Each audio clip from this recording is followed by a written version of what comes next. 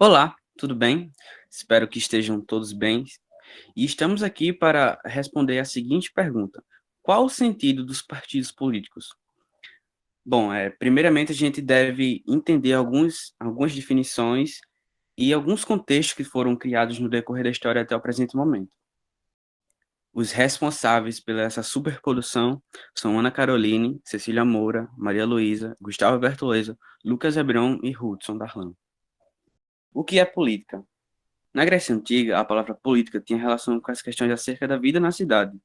A política era, de longe, uma das atividades mais importantes dos gregos, porque dela dependia a organização e o futuro da polis. Por tais motivos, participar da política era um processo essencial para os cidadãos, onde a não participação dessa atividade levaria um indivíduo a não ser considerado um cidadão. E assim, por muito tempo, se manteve essa concepção, e a palavra política só veio a ser empregada com um sentido diferente a partir de revoluções liberais do século XVIII, onde ela passou a se designar as atividades referentes ao controle do Estado. Para Max Weber, abre aspas, a prática política significa exercer um papel de liderança no Estado, ou na luta pelo poder, seja ela entre Estados, seja ela entre grupos dentro do Estado. Bom, agora vamos dar a definição de Estado e de governo. O Estado, ele corresponde ao conjunto de instituições no campo político e administrativo. Ele que organiza o espaço de um povo ou nação que buscam objetivos em comum. O Estado brasileiro se encontra atualmente organizado em três poderes, que podemos falar que são o executivo, o legislativo e o judiciário. As autoridades que dirigem o Estado é o governo, sendo a monarquia e a república as formas rudimentares. Na monarquia, ela admite formas absolutistas e constitucionais, e a república se opõe à forma monárquica. Nela, presidentes e primeiros-ministros normalmente são eleitos em certos períodos. Nós aqui no Brasil adotamos a república.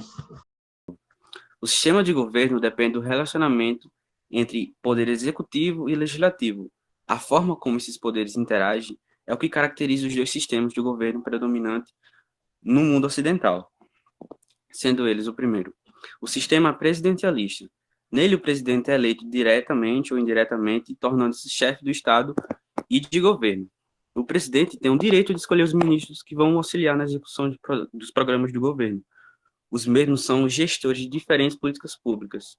Nas repúblicas presidencialistas, os poderes executivo, legislativo e judiciários funcionam em harmonia, mas de forma autônoma.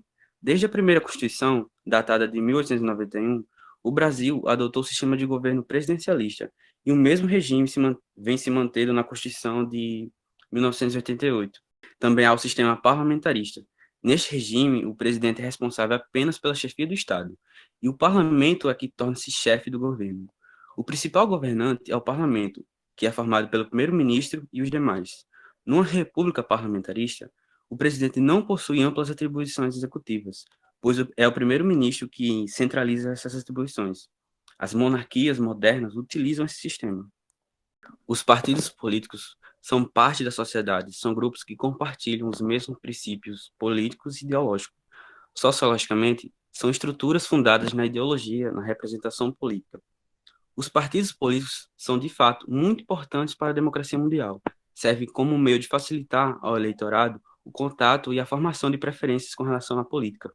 No Brasil, é fato que existe uma evolução quanto aos partidos políticos, pois no decorrer da história nós podemos observar, por exemplo, a oscilação de partidos políticos dentro de certos contextos. Bom, agora podemos falar da evolução dos partidos políticos no Brasil ao longo de nossa história. Podemos começar falando do Brasil colônia, que, como a história já nos conta, após a perda do controle dos portugueses sobre o comércio para os ingleses, os portugueses executaram uma espécie de monopólio comercial, onde o Brasil passou a ser submisso a Portugal, só podendo comprar e vender produtos para Portugal.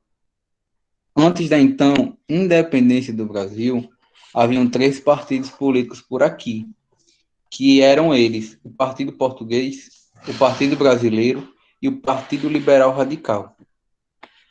Durante o Brasil Império, foi nesse período em que o regime monárquico foi filiado. No Primeiro Império, governado por Dom Pedro I, haviam três grandes partidos políticos: os restauradores, o liberal exaltado e o liberal moderado. Já durante o Segundo Império, que foi governado por Dom Pedro II, os principais partidos eram conservadores e liberais. Passando agora para a República Velha, que após a proclamação da República em 15 de novembro de 1889, e foi durante esse período que os grandes donos de terras, tanto de Minas Gerais como de São Paulo, dominavam a política brasileira. E a partir daí foi criado o Partido Republicano Paulista e o Partido Republicano Mineiro. E com os anos surgiu o Partido Comunista Brasileiro, durante o Estado Novo. Durante o fim da República Velha, ela foi marcada pela Revolução de 30, que foi iniciada assim a Era Vargas. E Vargas passou aproximadamente 15 anos no poder, sendo eles divididos em governo provisório, o governo constitucional e o Estado Novo. Nesse período, existiam dois partidos mais conhecidos, o Ação Integralista Brasileira e a Aliança Nacional Libertadora. Agora passamos para outro estado da nossa história, que foi durante a Era do Populismo. Depois do Estado Novo, que foi em 1945, o Brasil voltou a ter eleições para presidentes.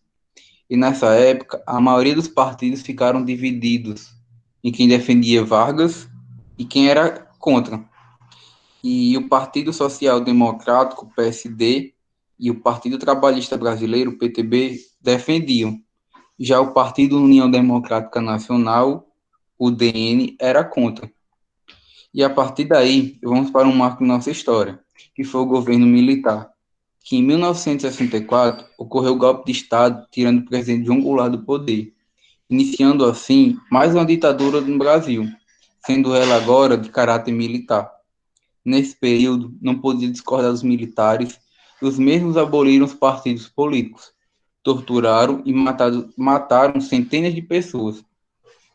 Assim, foram criadas então as associações políticas, sendo a Aliança Renovadora Nacional, conhecida como Arena, que era pró-regime militar, e o Movimento Democrático Brasileiro, que era o MDB, que fez uma oposição consentida.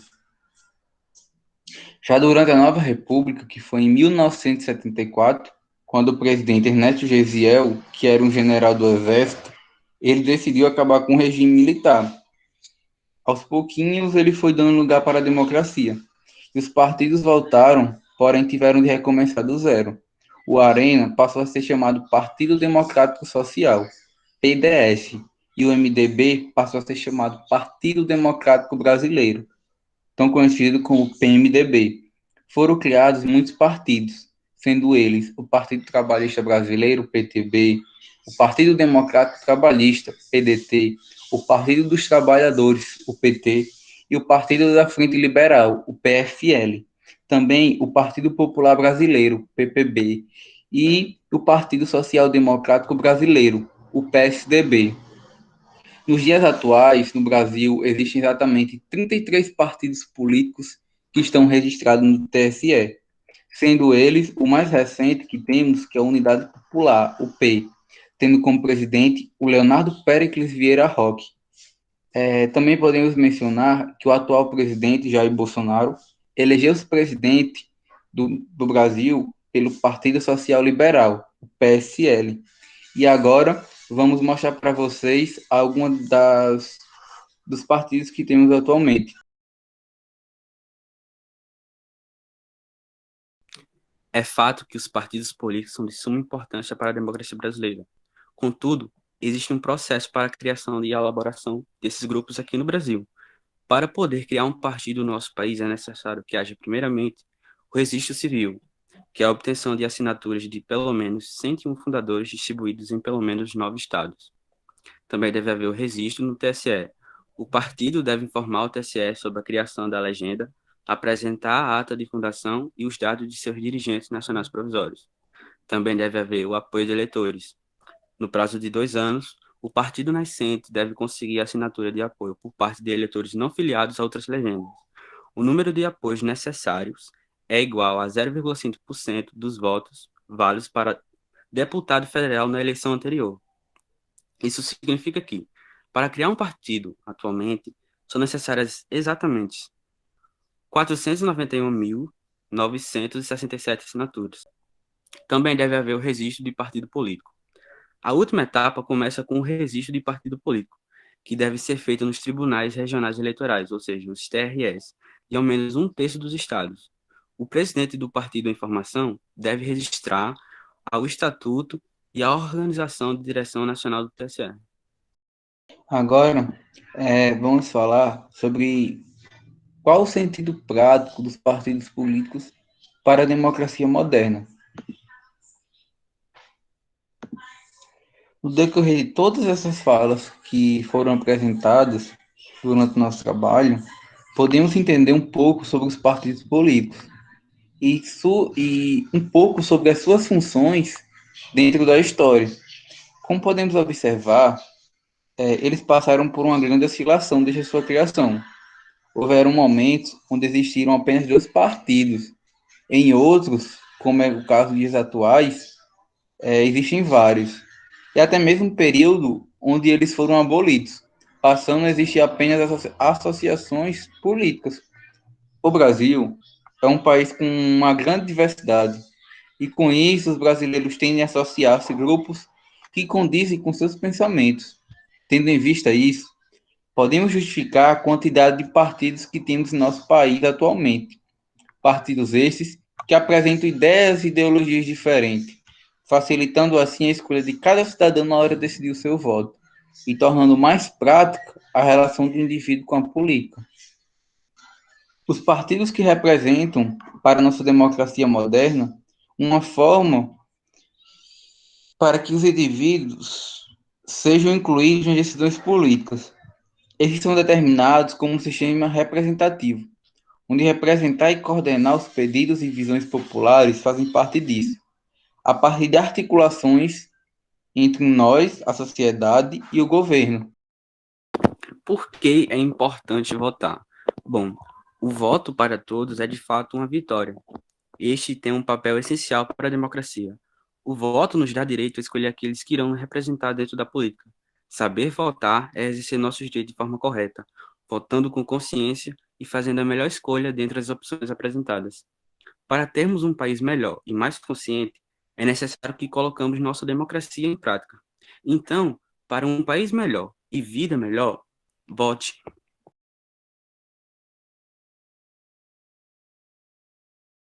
Então, se você não é inscrito no canal, já se inscreve. Se você curtiu, dá o like, compartilha. Se você quiser saber mais sobre a gente, @enforcados no Instagram.